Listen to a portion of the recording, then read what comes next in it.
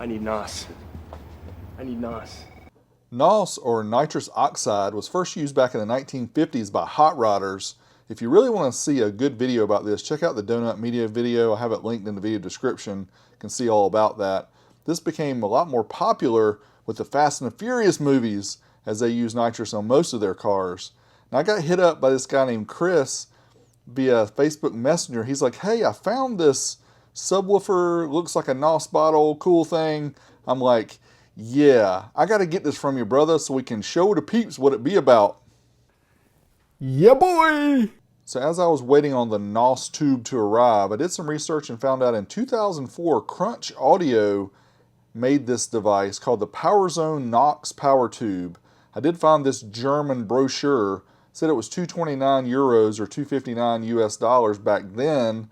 That equates to 308 euros or 349 today. Now, I did find an English description here of this subwoofer. It says, without question, the wildest and most original subwoofer enclosure design in the history of car audio. Talks about strapping it to your ride, comes with an 8-inch subwoofer.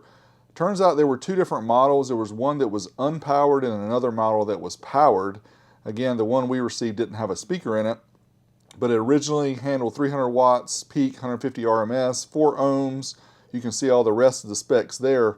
Now, I know some of you may be thinking, I've seen one of these before by the people who make Bazooka, SAS, and they had one, but my research shows this came out in 2015, so it was over 10 years after the one that Crunch came out with. So after some holiday delays, the subwoofer NOS tube finally came in. You can see it here. Look at the very top. It's got a little VU meter. I'm really hoping this works. It also lights up, and yes, that does work. It is ported, and we'll find out later if that's a good or a bad thing. Again, in the bottom, the subwoofer part, the 8-inch subwoofer, was missing. Not a huge deal to me. And I'm showing here a size comparison. I'm 6'4", so this is a big tube subwoofer. As far as dimensions go, the entire height is 30 inches or 762 millimeters. The bottle itself is 24 inches or 610 millimeters, and the diameter is 9 inches or 229 millimeters. Now, it did come with a strap, 2 straps originally. This one did not have the strap, so that's too bad. So you guys know me and know that I love VU meters. This one on the top of this NOS tube subwoofer is super cool and got me really excited, so hopefully it works. We'll find out shortly.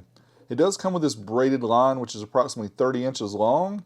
Inside the braided line, there's 4 different wires, and in the beginning I was scratching my head thinking, well, what is this for? But it turns out 2 of the wires here are for the switch 12 volt plus or minus for the LEDs that are inside the VU meter, and the other 2 are just for the speaker wires. And of course, the LED VU meter does work, which is really cool. And here is the sticker that's on the NOS subwoofer tube. You can see all the Crunch and all the brand. It says NOXX tube. And here at the bottom of it, it has these faux flames, which kind of look like Guy Fieri, according to Hi-Fi Vega. But I think it looks pretty cool overall. It's missing a few of those flames. And again, it was missing the subwoofer. You can see in the bottom there are multiple speaker wires. I'll get to that in just a minute. But you can pull this bottom panel off so that you can actually mount the subwoofer. Unfortunately, they're all plastic mounts, which is not the best. And here's the port. It's a little different than the one that Bazooka makes or SAS makes. And here inside, you can see the 4 speaker wires. And you actually have to hook all 4 of these up. And you can see it's kind of lined with a piece of kind of laminate board. It looks like about a 1/4 inch thick, which is not very thick, but I guess it's better than being all plastic. Now, I did some calculations using 8th grade geometry, and I got about 0.62, maybe 0.65 cubic feet for the driver. And yeah, I had this really cool old school MTX Blue Thunder BTW 834 from way back in the day, around 1990, 1991. I was like, this one will be pretty cool. I know it's not exactly the correct specs as far as the box goes. Way back in the day, the first subs I actually bought were the MTX Blue Thunder 10s, shown here in my 1978 Ford Courier. If you stay in tune to the end of the video, I actually show this part of the video, so you might want to watch that. These Blue Thunders originally came with a 10-year warranty, And the ones I had originally, I actually got them replaced a couple times since I blew them out. But they were really, really good subwoofers. I use them in ported enclosures. They were kind of larger ported enclosures, but they work well. Again, this is an 8-inch 4-ohm subwoofer. Has a 38-ounce magnet, and it doesn't have a sticker on it, so I would assume this one came out of like a prefab style enclosure. But when I put it inside the Crunch NOXX tube, it looks like the holes lined up pretty well, so I think we're good. And again, there's 4 different wires here, and what it's from is you have to hook up all 4 of these so that the VU meter will work.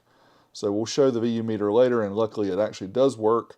So we wanted to put some surround here on the speaker just to make sure that it's a nice seat into the enclosure.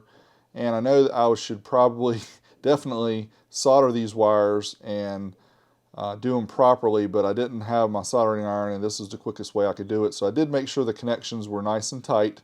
Nothing's going to fall apart, but yeah, I'll go back and do that at a later time. But I also zip tied these wires internally so that they would stay together. And then of course I got out my wife's hot glue gun here so I could glue the wires down so they wouldn't slap back and forth inside of the tube, because you don't want to hear that. That would just be horrible. Okay, so here we have the Blue Thunder 8-inch. We have it connected up to the wiring, and we're just going to place it inside the tube. The problem with mounting this is you can't really stand the tube up unless you have it in your lap or something, so it's kind of hard to keep the woofer in there. But I was able to get some screws in that felt like it held it pretty well. Again, it's going into a plastic standoff, so I'm not real sure how good or tight that hold is. But the woofer looks pretty good. I mean, for a 30-year-old speaker, this speaker doesn't look too bad, and a 20-year enclosure, 20-year-old enclosure. And of course, here's the protective grill that goes on the bottom, and it just kind of press fits on the inside. And I'm going to leave that off for most of the video here so you guys can see it better. But let's try it out and see if it bumps.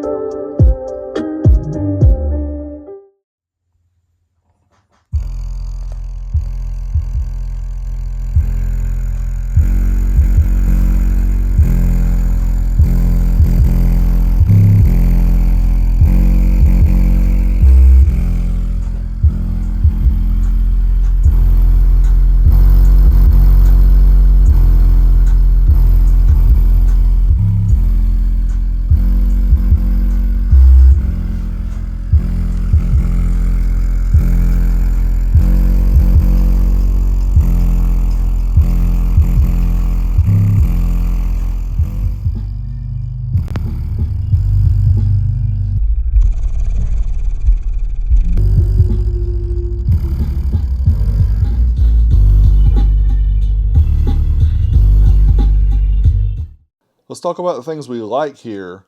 The flames without a fire, we would say. Of course, it's got those really cool graphics. Definitely stands out. No recharging required. You don't have to refill this NOS bottle. It does have a VU meter that's lighted on the top. That's really cool. Is it lit or lighted? Either way. And it's very unique. Again, you're not going to see very many of these around. Could be better. It's really hard to find. It's difficult to mount, especially if you don't have the straps. It's large and round is really inefficient as far as it goes for cubic feet for subwoofers. Port noise is a problem. You probably heard that in the video. And again, the plastic sub mount, not so great for holding in your subwoofer really tight. This is not really designed for a high power situation, just really for fun and for showing off with your friends. So overall, this is a fun little project using this 30-year-old MTX Blue Thunder subwoofer inside of this Crunch Audio NOXX NOS Tube subwoofer. So cool. Thanks again to Chris for sending this my way. Of course, I did pay for it. We appreciate you guys as always for watching. Until next time, Big D, I'm out of here.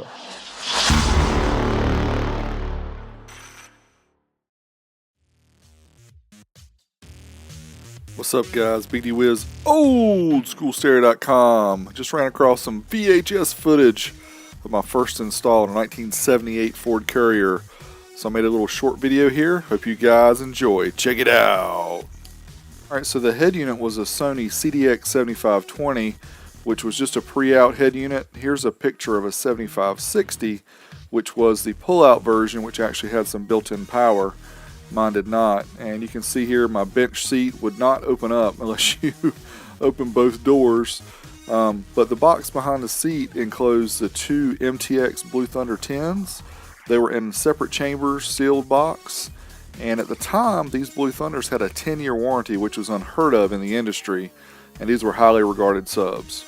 And the door speakers were 4-inch Jensen coaxials, and they were powered by a Delta Sonic D40 amp, which I had hid underneath the dash. Not the best speakers, but they did the trick. And underneath the seat, we had the Alphasonic PMA 2100 amplifier, which back then cost me about $300, and it did the job pushing those Blue Thunders. Alright, and here we have a real short demo of the subs in action. Check it out.